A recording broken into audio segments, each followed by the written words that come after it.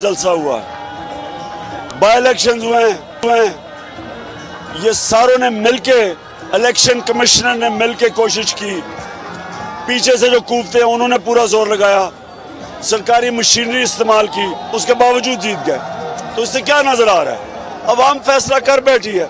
इस सड़क पर नजर आ रहा है कि अवाम सारी खुद निकली हुई है। तो इसलिए मुझे तो पता है कि इसको अब कोई नहीं रोक सकता। आप जब अवाम फैसला कर लेती है, आपके पास दो रास्ते होते हैं। क्या आप एक सॉफ्ट रेवोल्यूशन चाहते हैं, पुरअमन तब्दीली, या आप खून चाहते हैं? लेकिन रोक नहीं अब इसको कोई सकता। बोल की बंदिश की गई थी गुज़िश्ता रोज, इस पे क्या कहेंगे? बोल ही सिर्फ पीटीआई को जो है वो मुकम्मल तौर पर कवरेज देता है। बोल सबने जबरदस्त कवरेज दी है, इनकी कांपे टांग रही हैं, इनको खौफ आ गया है, डरे हुए हैं अवाम से।